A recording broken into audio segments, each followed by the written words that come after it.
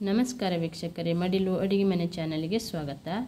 ಇವತ್ತು ಕಾಳು ಮೆಣಸಿನ ಸಾರು ಹೇಗೆ ಮಾಡೋದು ಅಂತ ನೋಡೋಣ. ಹೆಸರು ಬೇಳೆ ಹಾಕಿ ನಾನು ಕಾಳು ಮೆಣಸಿನ ಸಾರು ಮಾಡಿದೆ.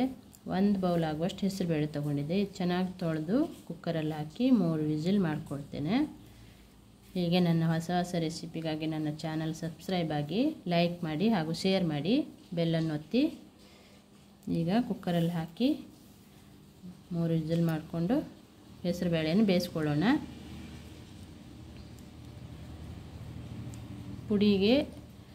ಪುಡಿ ಮಾಡಿಕೊಳ್ಬೇಕು. ಅದಕ್ಕೆ ಈಗ ನಾನು 1 ಸ್ಪೂನ್ ಆಗುವಷ್ಟು ಕಾಳು ಮೆಣಸು ತಗೊಂಡಿದ್ದೆ. 1 ಸ್ಪೂನ್ ಆಗುವಷ್ಟು ಜೀರಿಗೆ ಮತ್ತು ಕಾಳು ಮೆಣಸು ಸೇಮ್ ಪ್ರಮಾಣದಲ್ಲಿರಬೇಕು. ಇದು ಜಾಸ್ತಿನೇ ಮಾಡಿ ಇಟ್ಕೊಂಡ್ರು ಪದೇ ಪದೇ ಸಾರು ಮಾಡುವಾಗ ಇದನ್ನು ಉಪಯೋಗಿಸ್ಕೊಳ್ಬೋದು. ನಾವು ಏನು ಕೆಡುವುದಿಲ್ಲ. ಇದು ಎಷ್ಟು ದಿನ ಇಟ್ಟರು ಹಾಗೆ ಖಾರ ಪುಡಿ ಮಾಡ್ಕೊಳ್ತೀವಲ್ಲ ಹಾಗೆ ಇರುತ್ತೆ. ಅದಕ್ಕೆ 1/2 ಸ್ಪೂನ್ ಆಗುವಷ್ಟು ಕೊತ್ತಂಬರಿ ಕಾಳು, ಇದನ್ನು ನುಣ್ಣಗೆ ಪುಡಿ ಮಾಡ್ಕೊಳ್ಳೋಣ. ಈ ಮಳೆ ಬರ್ತಿರುವಾಗ ಈ ಸಾರು ಮಾಡಿಕೊಂಡು ವೈಟ್ ರೈಸ್ ಜೊತೆ ಊಟ ಮಾಡಿದರೆ ಸೂಪರ್ ಕಾಂಬಿನೇಷನ್. ಒಮ್ಮೆ ಮಾಡಿ ನೋಡಿ. ಈಗ ಇದಕ್ಕೆ ಅರ್ಧ ಈರುಳ್ಳಿ, 3 ಟೊಮೆಟೊ ತೊಗೊಂಡಿದ್ದೆ. ಹಾಗೆ ಒಂದು ಸ್ವಲ್ಪ ಕೊತ್ತಂಬರಿ ಸೊಪ್ಪು, ಒಂದು ಸ್ವಲ್ಪ ಬೆಳ್ಳುಳ್ಳಿ, ಕರಿಬೇವು. ಈರುಳ್ಳಿ ಮತ್ತು ಟೊಮೆಟೊನ ಸಣ್ಣ ಪೀಸ್ಗಳನ್ನಾಗಿ ಮಾಡ್ಕೊಳ್ತೇನೆ.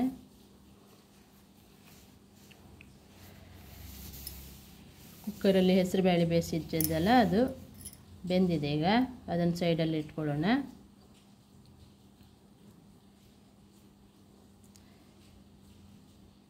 ಈಗ ಒಂದು ಪಾತ್ರೆ ಇಟ್ಕೊಂಡು ಸ್ವಲ್ಪ ಎಣ್ಣೆ ಹಾಕಿ ಒಗ್ಗರಣೆಯನ್ನು ತಯಾರು ಮಾಡ್ಕೊಳ್ಳೋಣ. ಸ್ವಲ್ಪ ಸಾಸಿವೆ,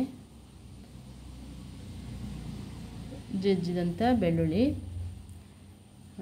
ಹಾಕ್ತಾಯಿದ್ದೆ ನೋಡಿ. ಬೆಳ್ಳುಳ್ಳಿ, ಒಂದು ಸ್ವಲ್ಪ ಒಣಮೆಣಸಿನ್ಕಾಯಿ, 1 ಒಣಮೆಣಸಿನ್ಕಾಯಿ ಕಟ್ ಮಾಡಿ ಹಾಕಿದ್ದೆ. ಹಾಗೆ ಒಂದು ಸ್ವಲ್ಪ ಕರಿಬೇವು. ಇದು ಚೆನ್ನಾಗಿ ಫ್ರೈ ಆಗಿ ಒಗ್ಗರಣೆ ಆಗಬೇಕು. ಆನಂತರ ಈರುಳ್ಳಿಯನ್ನು ಸೇರಿಸ್ತಾ ಇದ್ದೆ. ಈರುಳ್ಳಿ ಚೆನ್ನಾಗಿ ಫ್ರೈ ಮಾಡಿಕೊಳ್ಬೇಕು.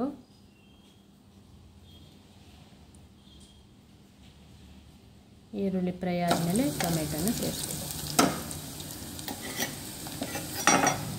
ಈಗ ಟೊಮೆಟೊ ಸೇರಿಸ್ಬೇಕು ನೋಡಿ. ಟೊಮೆಟೊ ಹಾಕಿ ಚೆನ್ನಾಗಿ ಫ್ರೈ ಮಾಡ್ಕೊಳ್ಬೇಕು. ಈಗ ಟೊಮೆಟೊ ಫ್ರೈ ಆಗಿದೆ. ಬೇಯಿಸಿಟ್ಕೊಂಡಂಥ ಹೆಸರು ಬೇಳೆಯನ್ನು ಸೇರಿಸ್ತಾ ಇದ್ದೆ.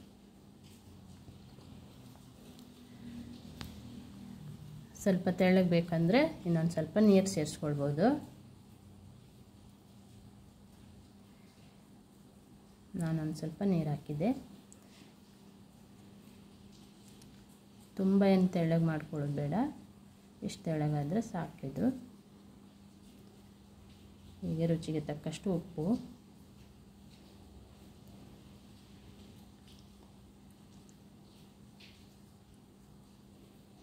ಈಗ ಪುಡಿ ಮಾಡಿ ಇಟ್ಕೊಂಡಂಥ ಪೌಡ್ರನ್ನ ಸೇರಿಸ್ತಾ ಇದ್ದೆ. ಇದು ನಿಮಗೆ ಎಷ್ಟು ಖಾರಕ್ಕೆ ಫ್ಲೇವರಿಗೆ ಎಷ್ಟು ಬೇಕಷ್ಟು ಸೇರಿಸ್ಕೊಳ್ಳಿ. ಉಳಿದ ಪುಡಿಯನ್ನು ಇನ್ನೊಮ್ಮೆ ಸಾರು ಮಾಡುವಾಗ ಉಪಯೋಗಿಸ್ಕೊಳ್ಬೋದು. ಒಮ್ಮೆ ಮಾಡಿಟ್ರೆ ಕೆಡುವುದಿಲ್ಲ ಅದು. ಈಗ ನಿಂಬೆಹಣ್ಣಿನ ರಸವನ್ನು ಕೊನೆಯಲ್ಲಿ ಸೇರಿಸ್ತಾ ಇದ್ದೆ. ಈಗ ಸಾರು ಆಲ್ಮೋಸ್ಟ್ ಕುದ್ದಿದೆ. ಲಾಸ್ಟಲ್ಲಿ ನಿಂಬೆಹಣ್ಣು ರಸ ಸೇರಿಸ್ಬೇಕು. ಈಗ 1 ಸ್ಪೂನ್ ಆಗುವಷ್ಟು ತುಪ್ಪ ಸೇರಿಸ್ತಾ ಇದ್ದೆ. ಇದು ಕೊನೆಯಲ್ಲಿ ಹಾಕಬೇಕು ಫ್ಲೇವರಿಗೆ. ತುಂಬ ಚೆನ್ನಾಗಿರುತ್ತೆ ನೋಡಿ. ಈಗ ಲಾಸ್ಟಲ್ಲಿ ಕೊತ್ತಂಬರಿ ಸೊಪ್ಪು ಹಾಕಿ ಸ್ಟವನ್ನು ಬಂದ್ ಮಾಡೋದು. ಮೆಣಸಿನಕಾಳಿನ ಸಾರು ರೆಡಿಯಾಗಿದೆ.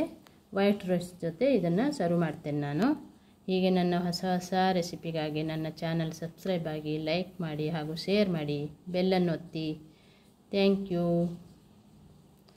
ಈಗ ನಾನು ಒಂದು ಸ್ವಲ್ಪ ವೈಟ್ ರೈಸ್ ಜೊತೆ ಇದನ್ನು ಸರ್ವ್ ಮಾಡ್ತೇನೆ.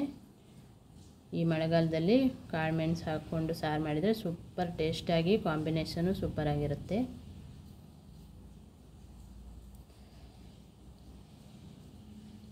ಮಕ್ಕಳಿಗೆ ನೆಗಡಿ ಆದಾಗ, ಶೀತ ಆದಾಗ ಈ ಸಾರು ಮಾಡಿಕೊಟ್ರೆ ನೆಗಡಿನೂ ಕಡಿಮೆ ಆಗುತ್ತೆ. ನೀವು ಒಮ್ಮೆ ಮಾಡಿ ನೋಡಿ. Thank you.